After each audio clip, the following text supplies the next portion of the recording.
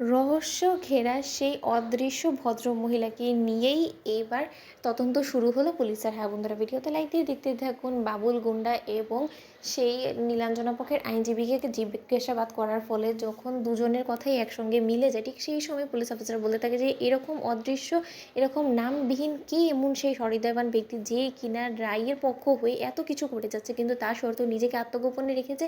এটা নিয়ে যথেষ্ট পরিমাণে এখন উদ্বেগ উৎকণ্ঠা কাজ করছে সবার মনে। যে করেই হোক না কেন একবার হলেও আমাদেরকে রায়ের পরিবারের লোকের সাথে কথা বলতে হবে। অন্যদিকে পুলিশ অফিসাররা যখন রায়ের পুরো পরিবারকে থানায় ডাকিয়ে বলতে থাকে যে আচ্ছা আপনারা একটু খেয়াল করে বলুন তো যে এমন কেউ কি আছে যে কিনা আপনার বোনের মৃত্যুর সম্পর্কে খুব ভালো করে জানে, খুব কাছ থেকে আপনার বোনের মৃত্যুটাকে সে দেখেছে।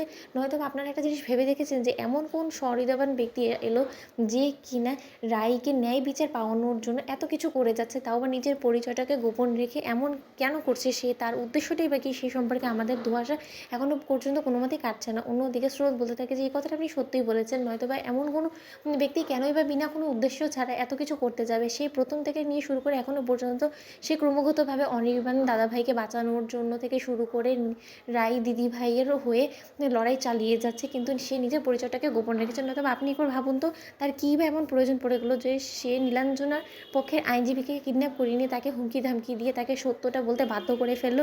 নির্ঘাতের পেছনে তার কোনো না কোনো তো মতলব অবশ্যই আছে, কিন্তু তার কী বা পরিচয়, সেই পরিচয়টা আপনি যখন বের করতে পারছেন না, তাহলে আমরাই বা কী করে বের করবো বলুন তো।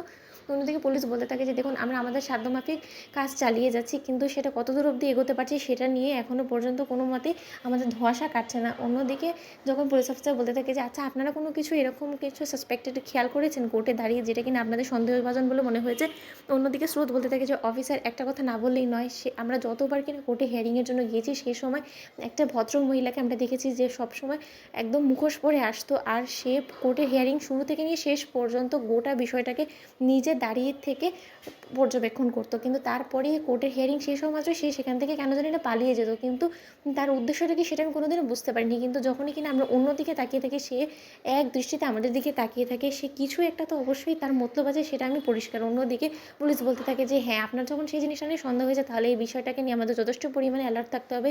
নেক্সট হিয়ারিংয়ের দিন যে করেই হোক না কেন সেই মহিলাকে আমাদেরকে হাতে নাতে ধরতে হবে, তার খোঁজেই আমাদেরকে এবার তৎপর থাকতে হবে। একবার যদি তাকে ধরে আমরা করার জন্য থানায় আনতে পারি তাহলে আমার মনে হয় যে কিছুটা হলেও রহস্যের জট খুলতে পারে। তাহলে হয়তো বা আমরা রায় আদৌ বেঁচে আছে কি না সেই খবর অবধি আমরা ভালোভাবে উদ্ঘাটন করতে পারবো। ইভেন কি রায় যদি বেঁচেও থাকে সে আদৌ কোথায় আছে সে নিশ্চয়ই সেই সম্পর্কে খুব ভালো করে জানি, তার জন্য হয়তো বা রায়ের পক্ষ নিয়ে সে এত কিছু করে যাচ্ছে। তাই তাকে হাতে নাতে ধরাটাই আমাদের মূল লক্ষ্য হয়ে দাঁড়াবে। আপনারাও প্লিজ একটু অ্যালার্ট থাকার চেষ্টা করবেন। তোমাদের ভিডিওটি ভালো লাগলে লাইক এবং শেয়ার করে সাবস্ক্রাইব করতে ভুলো না।